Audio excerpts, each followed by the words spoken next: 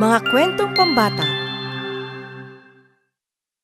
Ang pinakadakilang kayamanan.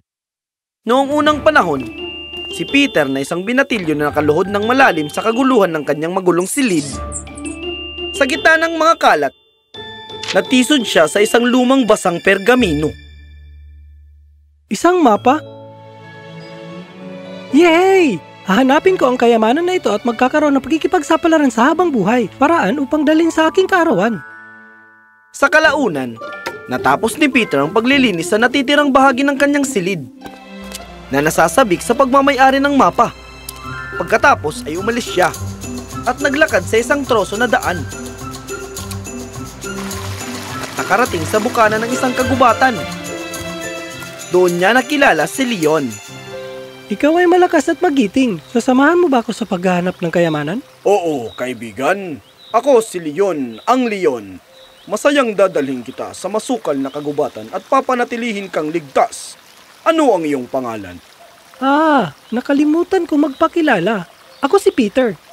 Sumangayon si Leon at sumama kay Peter. Masukal at madilim ang kagubatan. Natakot si Peter sa kakaibang pag-ungol ng mga hayop sa gubat.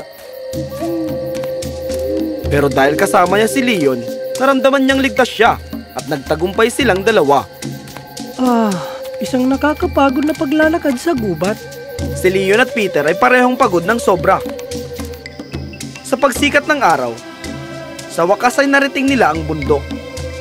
Nakasalubong nila ang isang matandang kalbo na agila na dumapo sa matayog na puno. Kumusta, Agila? Meron kang mahusay na pangitain at maaari mo kaming sabihan kung merong panganib na nakatago sa paligid. Gusto mo ba kaming samahan ni Leon? Naghahanap kami ng kayamanan. Oo naman, bata. Salamat sa iyong mabubuting salita.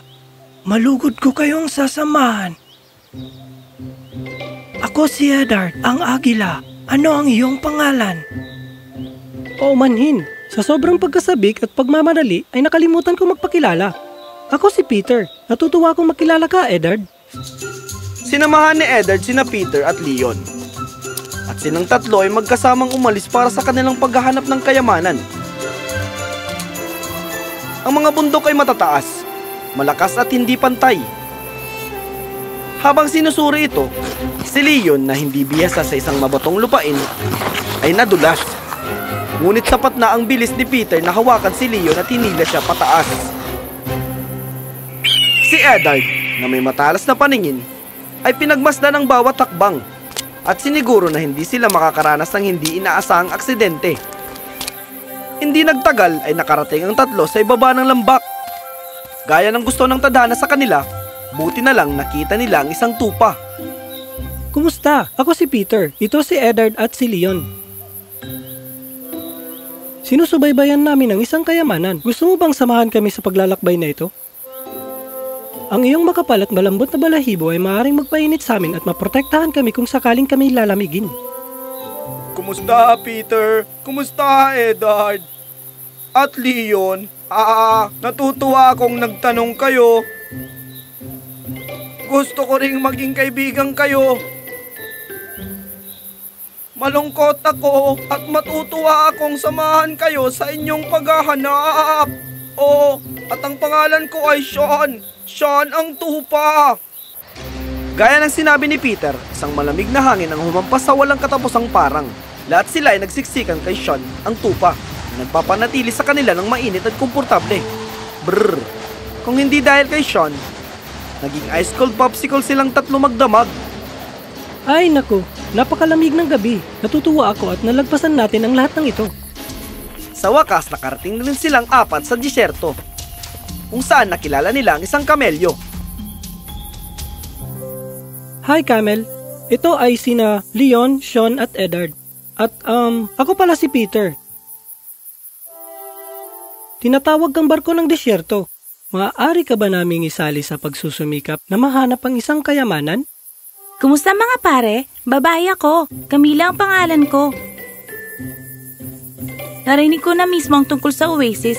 Kahit mag-isa ako, aksidenteng tinahak ko rin kabaliktaran.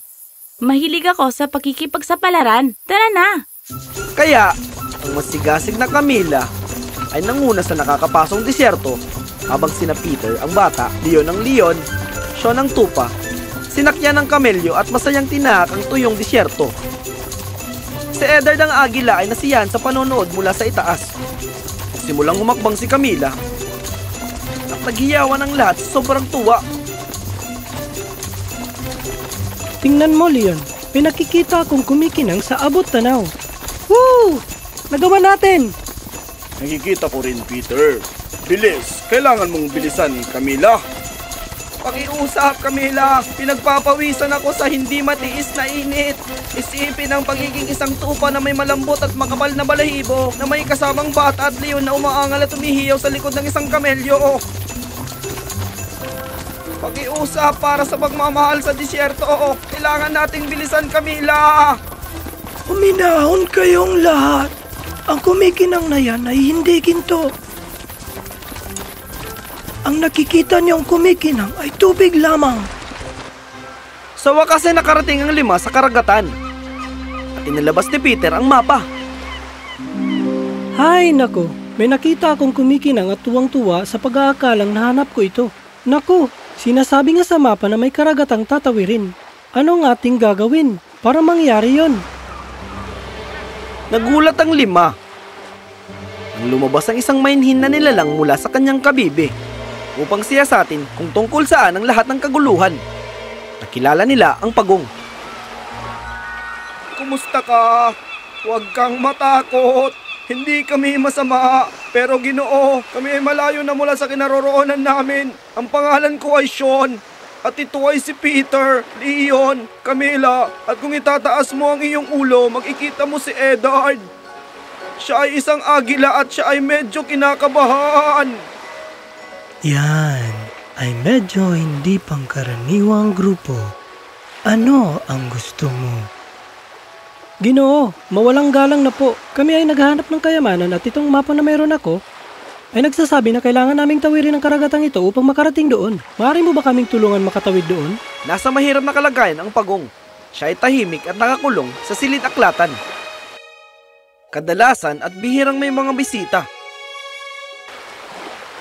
Muli, tinitigan niya ang 5 at sila'y mukhang masigasig. Napansin ni Peter ang pagong na medyo naguguluhan. Okay lang kung ayaw mong sumama sa amin. Aalamin na lang namin kung paano. Kung sasabihin mong hindi, maintindihan namin. Ang hindi ay isang buong pangungusap. Ang kawawang pagong ay isang katutubong taga Galapagos Island na nagpapaliwanag kung bakit siya napakalaki. Siya ay isang mabait na higante, ngunit niloko siya ng kanyang pinsan. Kaya't may problema siya sa pagtitiwala. Hindi, ito ay hindi tungkol doon. Gusto kong sumama. Matagal na akong nakakulong sa aking aklatan. Oras na para sumabak sa isang pakikipagsapalaran. Ako ang nagdesisyon kung kailan ako magtitiwala sa iba. Pag kinagat ka ng kambing, iwasan mo na ang bakod. Nagdesisyon na ako. Mabuti at isa akong malakas at malaking amphibian. Sumakay na kayo, dadaling ko kayo sa kabilang parte ng karagatan. Ako nga pala si Tyler. Sumang-ayon si Tyler at sumama sa kanila. Ang 5 ay naging 6. Kapit kayo ng mahigpit, ito ay magiging mahirap. Humawak kayo ng mabuti sa aking balat at huwag kayong bibitaw.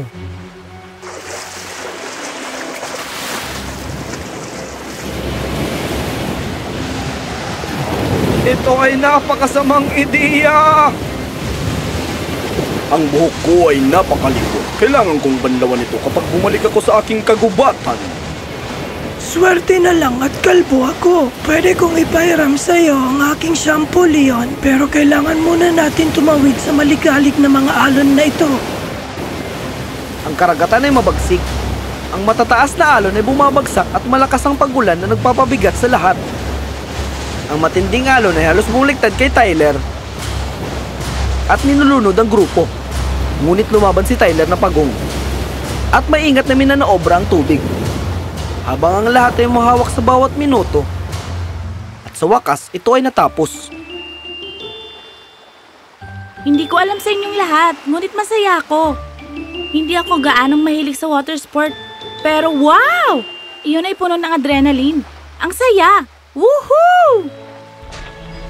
Nang makarating sila sa baybayin at bumaba sa tubig, narinig nila ang isang tunog na naghihiyawan. May isang kwago na naghihintay upang makipagkita sa kanila. Kung tama ang mapa na ito, nasa eksaktong lugar tayo kung saan tayo dapat. Ngunit wala akong nakikita. Kayo, meron ba? Ang kwago ay nagsalita mula sa kanyang sinaunang karunungan. Binabati ko kayo.